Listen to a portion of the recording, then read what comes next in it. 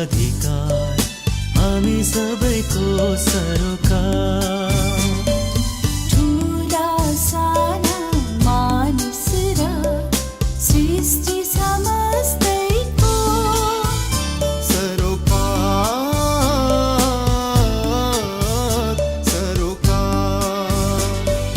बाल अधिकार हामी सबैको सरोकार।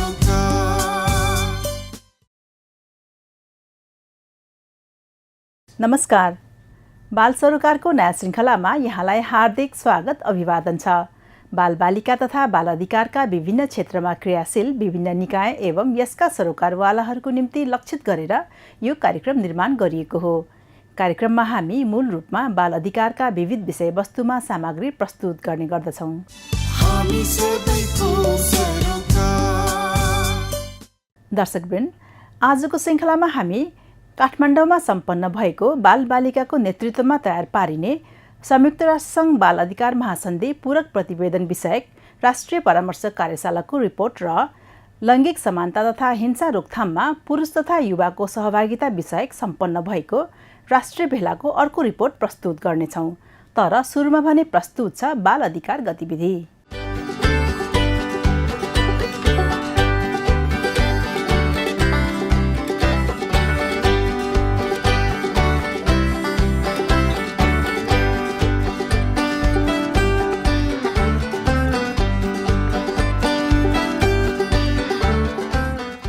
महिला मानवाधिकार रक्षकहरूको राष्ट्रिय सञ्जालको अगुवाईमा महिलाहरूले न्याय, समानता र मानवाधिकार सुनिश्चितताका लागि निरन्तर धर्ना दिँदै आएका छन्।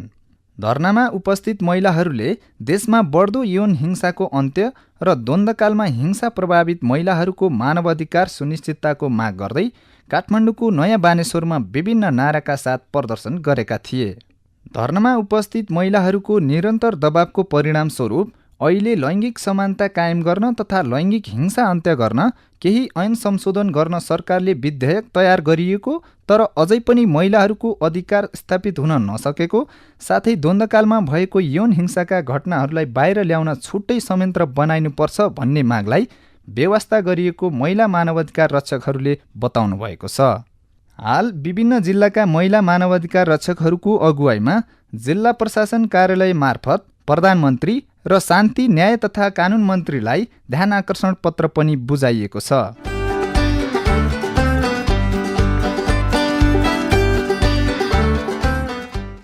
सुर्खेतमा बाल अधिकारको संरक्षण गरौँ भन्ने नारासहित बाल क्लबका लागि एक दिने अभिमुखीकरण कार्यक्रम सम्पन्न भएको छ। कार्यक्रमको आयोजना नगर बाल क्लबले गरेको हो। सुर्खेतमा बालबालिकाहरूले विभिन्न प्रकारका समस्या भोग्दै आएका छन्। अझै त्यसमा पनि बालिकाहरू त बालकको तुलनामा झनै बढी पीडित रहेको अवस्था छ। बालिकाहरूको समस्यालाई अभिभावकका साथै स्थानीय निकायले व्यवस्था गरिरहेकोले उनीहरू एकीकृत भएर सशक्त बनेर अगाडि बढ्नका लागि किशोरी सञ्जाल पनि गठन गरिएको छ।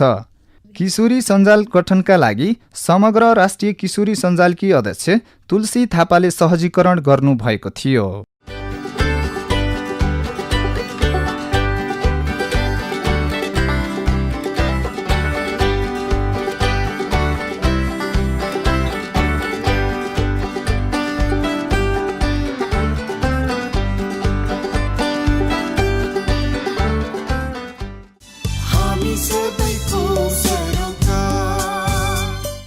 दर्शकवृन्द, बालबालिकासँग सम्बन्धित विषयमा उनीहरूले आफ्नो विचार व्यक्त गर्न पाउनुपर्दछ।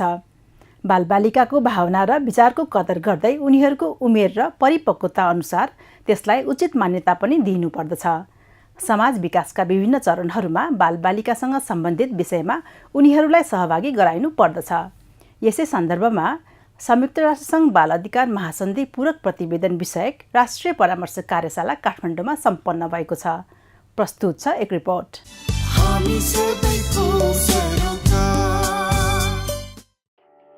बाल अधिकार सम्बन्धी महासन्धिको धारा 12, 13, 15 र 17ले बालबालिकासँग सरोकार राख्ने कुनै पनि क्रियाकलापमा बालबालिकाको सहभागिताको अधिकारलाई सुनिश्चित गरेको छ। यसै सन्दर्भमा बालबालिकाको नेतृत्वमा तयार पारिने संयुक्त राष्ट्रसङ्घ बाल अधिकार महासन्धि पूरक प्रतिवेदन विषयक राष्ट्रिय परामर्श कार्यशाला काठमाडौँमा सम्पन्न भएको छ।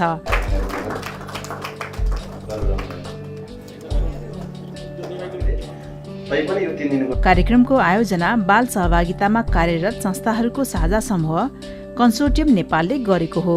बालबालिकाको नेतृत्वमा तयार पारिने संयुक्त राष्ट्रसङ्घ बाल अधिकार सम्बन्धी महासन्धि पूरक प्रतिवेदन तयार गर्ने क्रममा 5 विकास क्षेत्रहरूमा 41 जिल्लाका बालबालिकाहरूको सहभागितामा क्षेत्रीय कार्यशाला गोष्ठी सञ्चालन गरिएको थियो।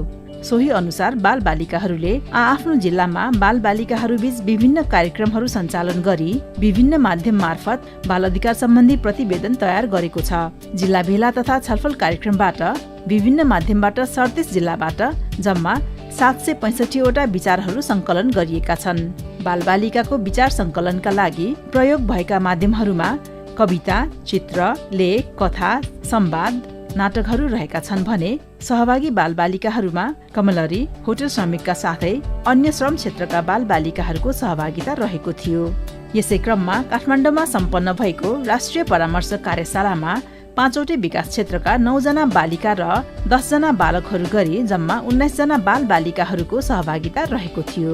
कार्यशालामा सङ्कलन भएका विचारहरू तथा सुझावहरूलाई पुनरावलोकन गरी प्रतिवेदनलाई अन्तिम रूप दिने कार्य गरिएको छ। बाल केन्द्रित प्रतिवेदनमा समुदायमा जात जाति, वर्ग, लिङ्ग, शैक्षिक क्षमता तथा उमेरका आधारमा बालबालिकाहरूमाथि भेदभाव हुने गरेको, आमा बाबुको मृत्यु, परिवारको गरिबी, बाल विवाह आदिका कारणले होटल, गिटी कुट्ने, इँटा भट्टा, घरेलु काम, बाल भरिया, फोहोर टिप्ने, बाल कन्डक्टर, हलिया, कमलरी आदिमा बालश्रम बढ्दै गएको, त्यसै गरी लागु पदार्थ, सुर्तीजन्य एवं मादक पदार्थ सेवनको सवालमा परिवारमा र विद्यालयमा शिक्षकले गरेको दुर्व्यसनबाट बालबालिकाले सिक्ने जोखिम, विद्यालय तथा सार्वजनिक स्थलमा बालिकामाथि यौन दुर्व्यवहार तथा शोषण हुने गरेका लगायतका सवालहरू समेटिएका छन् भने सुझावहरूमा छोरा र छोरीमा भेदभाव नगर्ने, छोरालाई जहाँ पढाइन्छ छोरीलाई पनि त्यही पढाउने, छोरीलाई घरायसी काममा मात्र सीमित नराखी छोरी पनि ठूलो मान्छे बन्न सक्छिन् भनी हौसला प्रदान गर्ने, छाउपडी प्रथा हटाउन नीति र कार्यक्रम लागू गर्ने अनि सडक नाटक, सञ्चार, भित्तिपत्रिकाको माध्यमबाट जनचेतना फैलाउने, त्यसै गरी स्थानीय सञ्चार माध्यमहरूसँग सरकारले समन्वय गरेर बालश्रमको विरुद्धमा विशेष किसिमको सचेतना तथा सन्देशमूलक कार्यक्रमको उत्पादन तथा प्रसारण, प्रकाशन गर्नुपर्ने, बाल दुर्व्यवहार तथा बाल शोषण रोक्नका लागि जनचेतनामूलक कार्यक्रमहरूको आयोजना गर्नुपर्ने, बालिकामाथि हुने यौन दुर्व्यवहार तथा यौन शोषणका विरुद्धमा तर्जुमा भएका ऐन, कानून, नीति नियमहरूको विषयमा सम्पूर्ण बालबालिका तथा वयस्क व्यक्तिहरूलाई जानकारी दिनुपर्ने, विद्यालयमा दुर्व्यवहार गर्ने शिक्षकको विरुद्धमा बालबालिकालाई उजुरी गर्न हौसला प्रदान गर्ने लगायतका रहेका छन्। कार्यशालामा नेपाल सरकार महिला बालबालिका तथा समाज कल्याण मन्त्रालयका उपसचिव डाक्टर किरण रूपाखेतीले बाल अधिकार सम्बन्धी महासन्धिको आधारभूत पक्ष अनुरूप नेपाल सरकारले कामहरू गर्दै आएको तर अझै पनि प्रतिबद्धता अनुसार कामहरू हुन नसकेको बताउनुभयो। हामीले धेरै कमिटमेन्टहरू गर्छौँ, प्लेजेसहरू थुप्रै छन् हाम्रा, तर प्रतिबद्धता छन् तर कार्यान्वयनमा हामी फितल छौँ। नेपाल सरकारका कमजोरीहरू पनि औल्याइदिनुहोस्, रिकमेन्डेसन पनि दिनुहोस्, तर भइरहेका कामहरू पनि एक्नोलेज गरिदिनुहोस्। त्यति गरिदिनु भने हामी चाहिँ खुसी हुन्छौँ भन्ने मलाई लाग्छ।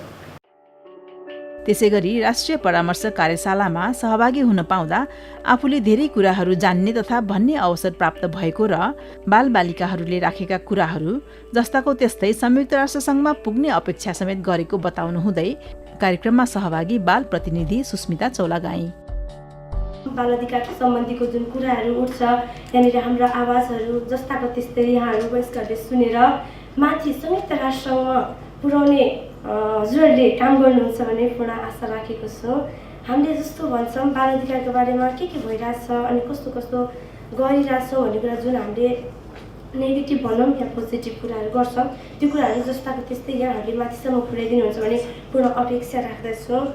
त्यसै गरी कार्यशालामा अर्का बाल प्रतिनिधि तिलक पौडेलले पछिल्लो समय संयुक्त राष्ट्रसङ्घ बाल अधिकार महासन्धि प्रतिवेदन संस्थाहरूले बनाउने गरेकोमा हाल जिल्ला स्तरमा बालबालिका स्वयंले तयार गर्ने अवसर पाएकोले सरकारको बालबालिका लक्षित कार्यक्रम बालबालिकालाई सुहाउँदा छन् कि छैनन् भनेर सबै बालबालिकाहरूले जान्न पाएको बताउनुभयो।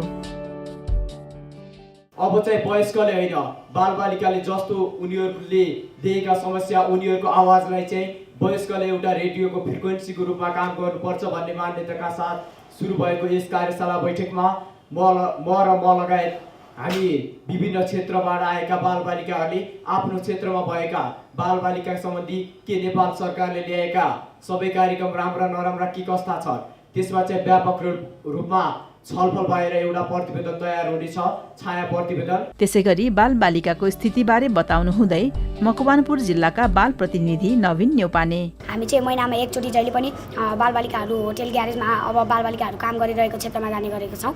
होटेल ग्यारेजमा बालबालिकाहरू धेरै भेटिने गर्थे। आजभन्दा 2-3 वर्ष अगाडि धेरै भेटिने गर्थे। उनीहरूको उमेरअनुसार पनि उनीहरूलाई लुकाइने गर्थे। उनीहरूको नागरिकता नभएको कारणले 13-14 वर्ष हामी जस्तो बालबालिकालाई पनि 16-17 भनेर उमेर ढाँटिने गरिन्थ्यो। तर अहिले के भएको छ भनेदेखि सबैजना एकबद्ध भएर अघि बढेको भएर होला, सबैजना अब हामी एकबद्ध अगाडि भएर सबैजना होटेल ग्यारेजमा गएर रोजगारदाताहरूलाई सम्झाएर हुन्छ कि अब उनीहरूलाई कडा कानुनको नियम बताएर हुन्छ कि हामीले उनीहरूलाई रेस्क्यु गरिरहेका छौँ। बाल श्रमिकहरूलाई रेस्क्यु गरेर अहिले विद्यालयको उज्यालो ज्योति, अब शिक्षाको उज्यालो ज्योति दिन हामीले उनीहरूलाई मरिसकेका छौँ।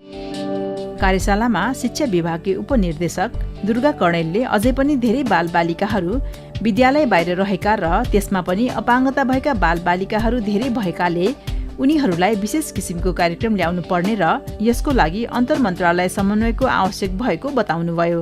विद्यालय उमेर समूहका अझै पनि करिब 11 लाख आधार स्तरको विद्यालय उमेर समूहका करिब अझै पनि करिब 11 लाख बालबालिकाहरू विद्यालय बाहिर नै रहेका छन् र अब ती विद्यार्थीहरू हाम्रो सानोतिनो प्रयासले विद्यालयभित्र आउन सक्ने सम्भावना पनि देखिँदैन। त्यसलाई विशेष किसिमको स्पेसिफिक प्लानिङ गरेर जानुपर्ने अवस्था छ, स्पेसिफिक प्रोग्राम ल्याउनुपर्ने अवस्था छ।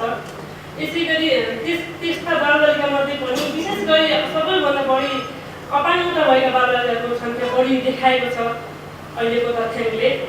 ती अपाङ्गता भएका बालबालिकाहरूलाई वास्तवमा हाम्रो राज्यको नीति र कार्यक्रमले समेट्न सकिरहेको अवस्था छैन। कार्यशालामा मानव अधिकार अभियन्ता तथा राष्ट्रिय मानव अधिकार आयोगका पूर्व आयुक्त गौरी प्रधानले बाल अधिकार संरक्षणका लागि राज्यले गरेको नीतिगत व्यवस्था, राष्ट्रिय कार्ययोजना राम्रा भए तापनि प्रभावकारी नभएको र बालबालिकासम्म पुग्न नसकेकोले अझै पनि बालबालिकाको विभिन्न सवाललाई सम्बोधन गर्न बाँकी रहेको बताउनुभयो। अब कुन ठाउँमा सम्बोधन गर्न बाँकी छ, त्यसलाई प्रभावकारी बनाउन कहाँ बाँकी छ, हाम्रो संयन्त्रको पेशकिल्लाहरू कहाँ पुस्केका छन्, त्यसलाई कसरी बलियो बनाउनु पर्दछ र यो अभियानको यो यात्रालाई, यो परिवहनलाई चाहिँ हामी निरन्तर रूपमा अगाडि कसरी बढाउन सकिन्छ भन्ने त्यो सकारात्मक पक्षलाई हामीले एउटा संस्थागत गर्नुपर्छ जस्तो मलाई लाग्छ। उहाँले संयुक्त राष्ट्र सङ्घमा बालबालिका आफैले तयार गरेको बाल अधिकार महासन्धि प्रतिवेदन लिएर जाँदा सिँगै प्रक्रिया पनि लिएर जानु महत्त्वपूर्ण हुने समेत बताउनुभयो। संयुक्त राष्ट्र सङ्घमा 2 जना या 3 जना 5 जना बालबालिकाहरू जानु मात्र ठुलो कुरा होइन। त्यो होल देशको यो प्रक्रिया सँगसँगै लिएर जानु चाहिँ महत्त्वपूर्ण कुरा हो। आज तपाईहरुसँग त्यो प्रक्रिया छ, त्यो प्रक्रिया चाहिँ तपाईहरुले सँगसँगै त्यहाँ बोकेर जाने हो। कार्यशालामा केन्द्रीय बाल कल्याण समितिका कार्यकारी निर्देशक तारक धितालले बालबालिका स्वयंले संयुक्त राष्ट्रसङ्घ बाल अधिकार महासन्धि प्रतिवेदन तयार गर्ने प्रक्रिया अति नै महत्त्वपूर्ण रहेकोले यसले राज्यलाई झकझकाउने बताउनुभयो। साथै उहाँले बाल अधिकार संरक्षणका लागि बाल अधिकारको क्षेत्रमा क्रियाशील निकाय, सरकारवालाहरूको सुझाव सहितको दबाव राज्यको संयन्त्रलाई सधैँ आवश्यक हुने समेत बताउनुभयो। राज्यको संयन्त्रलाई सधैँ सुझाव चाहिन्छ, दबाव पनि चाहिन्छ, तर खालि पुरा दबावले हुँदैन, सुझाव सहितको दबाव चाहिन्छ। मैले सधैँ त्यही अनुरोध गर्ने गरेको छु र त्यो हुँदाखेरि यसले कतिपय हदसम्ममा त्यो क्रियाशील बनाउनलाई, त्यो संरचनालाई अझ बढी संवेदनशील बनाउनको निम्ति यो भाइबहिनीहरूको यो प्रयासले सहयोग पुर्याउँछ नै। त्यसैगरी कन्सोर्टियम नेपालका अध्यक्ष कुमार भट्टराईले बालबालिका आफैले तयार गरेको प्रतिवेदन संयुक्त राष्ट्रसङ्घमा जानु उदाहरणीय काम भएको बताउनुभयो।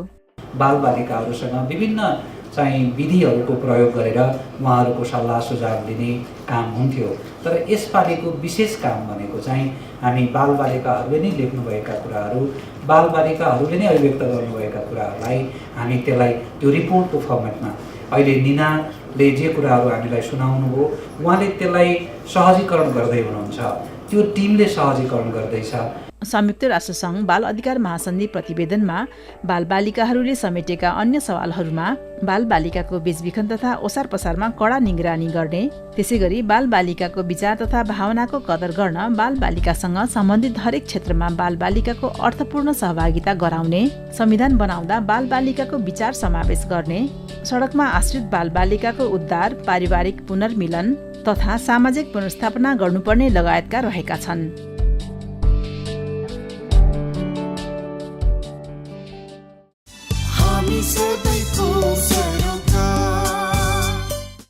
दर्शकवृन्द, हामीले भर्खरै प्रस्तुत गर्यौं संयुक्त राष्ट्रसङ्घ बाल अधिकार महासन्धि पूरक प्रतिवेदन विषयक राष्ट्रिय परामर्श कार्यशालाको एक रिपोर्ट। यसै मेसोमा हामीले कार्यशालामा विभिन्न जिल्लाबाट सहभागी हुनुभएका बालबालिकाहरूलाई उहाँहरूको जिल्लामा बालबालिकाको स्थिति कस्तो छ भनेर सोधेका थियौं। अब प्रस्तुत छ उहाँहरूको भनाइ आजको बाल आवाजमा।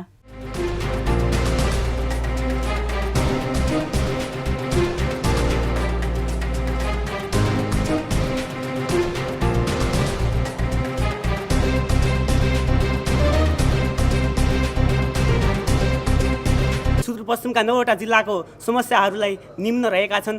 बाल श्रम छ, छाउपडी प्रथा छ, दाइजो प्रथा छ, कमलरी प्रथा छ र विभिन्न किसिमका भेदभाव सडक बालबालिका छन्। अझै पनि हाम्रो रूपन्देही जिल्लामा बाल विवाह अनि श्रम धेरै इटाभट्टीहरूमा, होटलहरूमा यो श्रम गर्ने बालबालिकाहरू अझै बढेका छन्। सबैभन्दा प्रथम त अहिले बाल विवाह नै छ, किनभने पहिला जति बाल विवाह हुन्थ्यो अनि पहिला त्यसको रोकथाम पनि हुन्थेन कि, अनि पहिला धेरै नै बाल विवाह हुन्थ्यो तर कम देखिन्थ्यो। आजकल भने पहिलाको तुलनामा चाहिँ कम छ, तर आजकल धेरै देखिन्छ कि।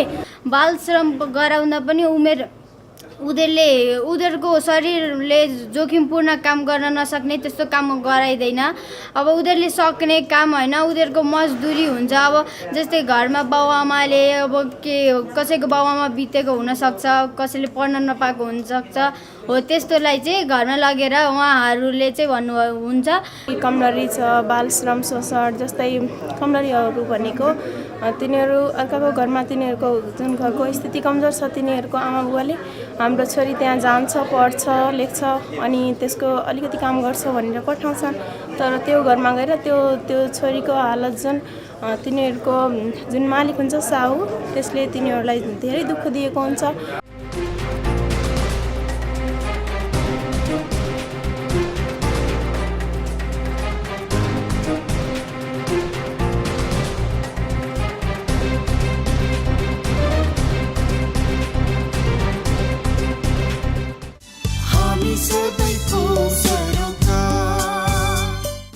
दर्शकवृन्द, अहिलेलाई भने बाल सरोकारमा हामी छोटो विश्राम लिन्छौँ। विश्रामपछि लैङ्गिक समानता तथा हिंसा रोकथाममा पुरुष तथा युवाको सहभागिता विषयक सम्पन्न भएको राष्ट्रिय भेलाको रिपोर्ट प्रस्तुत गर्नेछौँ।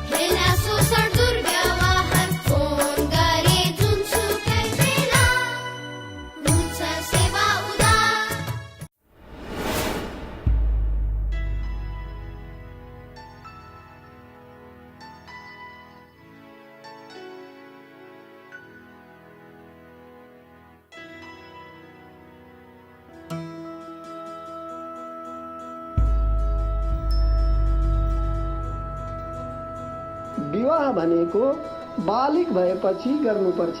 बालिग भन्नाले शारीरिक, मानसिक र सामाजिक रूपले परिपक्व हुनु हो। महिला र पुरुष दुवैले सम्पूर्ण जिम्मेवारी लिन सक्ने भएपछि विवाह गर्ने कुरा इस्लामले मान्यता दिएको छ। विवाह एक सामाजिक बन्धन हो जसलाई निर्वाह गर्न शारीरिक, मानसिक एवं नैतिक रूपमा सबल रहनु अपरिहार्य हुन्छ। दाम्पत्य जीवनमा पूरा गर्नुपर्ने कर्तव्य एक परिपक्व व्यक्तिबाट मात्र अपेक्षा गर्न सकिन्छ। अतः शारीरिक एवं मानसिक रूपमा परिपक्व भएपछि मात्र विवाह गर्नु उचित हुन्छ। यसकारण बाल विवाह नगरौँ। बाइबलमा र क्रिस्चियनिटीमा विवाह भनेको एकजना वयस्क पुरुष र वयस्क महिलाको बीचमा हुन्छ जो निर्णय लिन र जिम्मेवारी लिन तयार हुन्छन्। यसकारण त्यहाँ बाल विवाह छैन। सबै धार्मिक समुदायहरू मिलेर बाल विवाह अन्त्य गरौँ, बाल विवाह नगरौँ। सनातन हिन्दू धर्मानुसार विवाहलाई पनि प्रमुख धर्मका रूपमा, प्रमुख संस्कारको रूपमा मानिएको छ। 25 पर्यन्तम ब्रह्मचर्यम समाचरेत भनेर ब्रह्मचर्याश्रमको व्यवस्था गरिएको छ। माता शत्रु पिता वैरी एन बालो न पाठित, ती आमा बुवा शत्रु हुन् जसले बच्चा बच्चीलाई पढाउँदैनन्। त्यसकारण बाल विवाह रोकौं।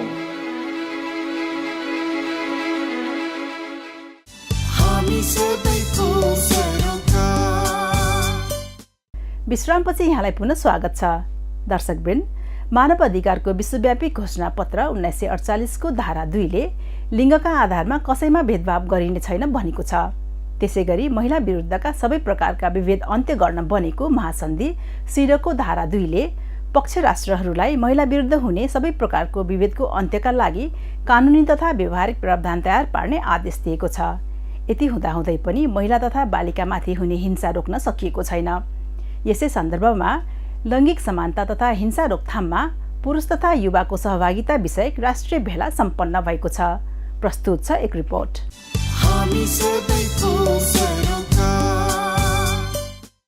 काठमाडौँमा लैङ्गिक समानता तथा हिंसा रोकथाममा पुरुष तथा युवाको सहभागिता विषयक राष्ट्रिय भेला सम्पन्न भएको छ। लैङ्गिक समानताका लागि पुरुष सहभागिता सञ्जाल मेन इङ्गेज अलायन्स नेपालले save the children, safer world तथा बालिका शक्ति कार्यक्रमको सहकार्यमा आयोजना गरेको उक्त भेलामा 100 भन्दा बढी राष्ट्रिय, अन्तर्राष्ट्रिय संस्था तथा निकायका प्रतिनिधिहरूको सहभागिता रहेको थियो। पछिल्लो केही समय यता नेपालमा युवाहरूलाई लैङ्गिक समानता, लैङ्गिकतामा आधारित हिंसा रोकथाम गर्ने कार्यमा संलग्न गराउने अभ्यासको सुरुवात भएको छ। असमान शक्ति संरचनाको स्थापना हुँदा हिंसाले स्थान पाउँछ भने लैङ्गिकतामा आधारित हिंसाले लैङ्गिक असमानतालाई बढावा दिइरहेको हुन्छ। कार्यक्रममा नेपाल सरकार महिला बाल बालिका तथा समाज कल्याण मन्त्री निलम केसीले समाजमा महिलामाथि हुने हिंसा विभेद अन्त्यका लागि गरिने कार्यक्रमहरूमा जबसम्म पुरुषले काँधमा काँध मिलाएर साथ दिँदैन तबसम्म विभेद अन्त्य नहुने बताउनुभयो। यो समाजमा जबसम्म महिलाहरूमाथि हुने विभेदको अन्त्यको लागि जब पुरुषहरू पनि सँगै काँधमा काँध मिलाएर तन मन धनले नै एकताबद्ध जनाएर अग्रसर हुँदैनन्, सायद तबसम्म यो महिलाहरूमाथि हुने विभेदको अन्त्य हुँदैन होला। त्यसैगरी गैर सरकारी संस्था महासंघ नेपालकी अध्यक्ष शर्मिला कार्कीले महिलाहरू हिंसा विभेदमा पर्दा पीडित आफैले त्यसको विरोध गर्नुका साथै अन्य मानिसहरूले पनि हिंसाको विरोधमा आवाज उठाउनु पर्ने कार्यक्रममा बताउनुभयो। हिंसामा परेकाहरूले हिंसाको बारेमा बोल्नुभन्दा हिंसामा नपरेर त्यो इस्युलाई अगाडि ल्याउनको लागि चाहिँ एकदम जरुरी छ र यो कुरामा चाहिँ हामी विशेष गरी पुरुषहरूको यसमा सहभागिता मात्रै होइन, यति बेला हामी भन्छौँ सहभागिता मात्रै, हिजोसम्म सहयोगको कुरा थियो, अब सहभागिता डाइरेक्ट सहभागिता नै भएर यसमा काम गरिदिनु पर्ने अवस्था हुन्छ। पछिल्लो केही समय यता लैङ्गिक समानता र हिंसा रोकथामका लागि पुरुषहरूले यस सवालमा सँगसँगै काम गर्नुपर्ने बुझाइमा वृद्धि भएको छ। त्यसैले महिला अधिकार आन्दोलनमा हिंसा रोकथामका कार्यक्रमहरूमा पुरुष तथा युवाहरूलाई पनि संलग्न हुन आह्वान गरिएको छ। संयुक्त राष्ट्रसङ्घका महासचिव बान की मुनले महिला विरुद्धका हिंसा अन्त्य गर्न जुटौं भन्ने नारासहितको कार्यक्रम सुरु गरी पुरुष सञ्जाल खडा गरेर हिंसा रोकथामका कार्यमा पुरुष तथा किशोरहरूको संलग्नताको महत्त्व दर्शाइएको छ। महिला विरुद्धका हिंसा रोकथामका कार्यक्रमहरूमा पुरुष तथा युवाहरूको संलग्नताका बारे बताउनु हुँदै बालिका शक्ति कार्यक्रमकी राष्ट्रिय संयोजक रश्मिला साक्य। जबसम्म चाहिँ पुरुषहरूले यो कुराहरू बुझेर मनन गर्दैन तबसम्म चाहिँ हिंसा रोकिन्न। यो कारणले गर्दाखेरि चाहिँ हामीले यदि चाहिँ महिला विरुद्धको हिंसालाई चाहिँ अन्त गर्ने हो भने अथवा चाहिँ महिलाको लागि चाहिँ समान अधिकार सुनिश्चित गर्ने हो भने हामीले पुरुषलाई पक्कै पनि सहभागी गराउनुपर्छ र पुरुषलाई चाहिँ सँगसँगै लिएर जानुपर्छ। पुरुषले महिलामाथि किन हिंसा हुन्छ र किन हिंसा गर्नु हुँदैन भन्ने कुरा जबसम्म बुझ्दैन होइन, महिलालाई चाहिँ आफै पनि महिला पनि पुरुष जस्तै समान हो भन्ने कुरा चाहिँ जबसम्म चाहिँ उहाँहरूमा चाहिँ रियलाइजेसन हुँदैन होइन, तबसम्म चाहिँ यो हिंसाको क्रम रोकिन्न। राष्ट्रिय भेलाले काठमाडौँ घोषणापत्र पनि तयार गरेको छ। घोषणापत्रमा लैङ्गिक दृष्टिले न्यायपूर्ण समाजको स्थापनाका लागि नेपाली पुरुष तथा युवाको भूमिका अपरिहार्य रहेको विषयहरूलाई समेटिएको छ। घोषणापत्रका बारे बताउनु हुँदै मेन इङ्गेज अलायन्स नेपालका संयोजक कपिल काफले उल्लिखित महिला र पुरुष बीच असमान व्यवहार समाज विकासको अवरोधका रूपमा रहेको र यसले आम नागरिकको समृद्धिमा गम्भीर असर पारेको विश्लेषणलाई स्वीकार गर्दै घोषित महिला तथा बालबालिका विरुद्ध भएका सबै प्रकारका हिंसा रोकथाम तथा निर्मूल गर्ने सहमति प्रति प्रतिबद्ध रहँदै संयुक्त राष्ट्र संघीय सुरक्षा परिषद प्रस्ताव नम्बर 1325 तथा 1820 को मर्मलाई आत्मसात गर्नुका साथै खास गरी यसकै धारा 5, 7 र 11 ले राखेका लैङ्गिक पक्षलाई ख्याल गर्दै कार्यक्षेत्रमा महिला सहभागिता बढाउने।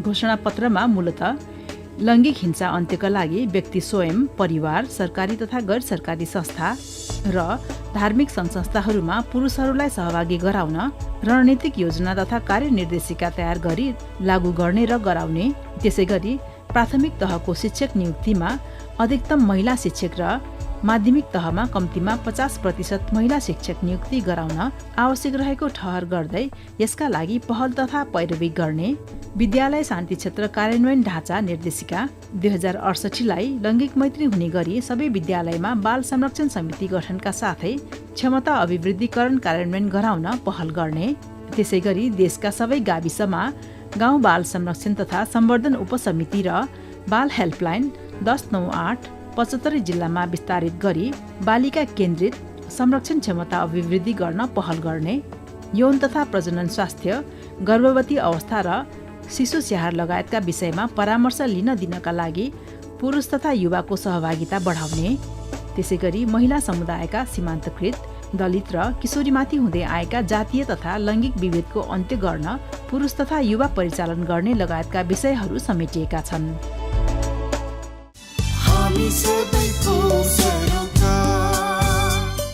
हवस् त आजको श्रृङ्खला यति नै। आजको श्रृङ्खलाका बारेमा यहाँको कुनै प्रतिक्रिया छ भने हामीलाई पत्रचार गर्नुहोला। यसको निम्ति हाम्रो ठेगाना हो कार्यक्रम बाल सरोकार, पोस्ट बक्स नम्बर 4374 काठमाडौँ। आगामी हप्ता हामी बाल सरोकारको नयाँ श्रृङ्खला लिएर आउनेछौँ।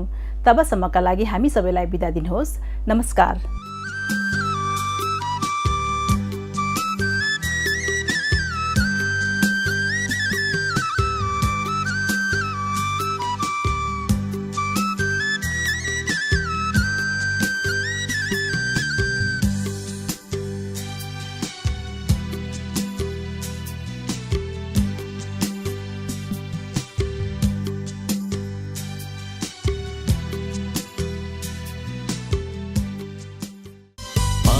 अधिकार हामी सबैको सरोकार।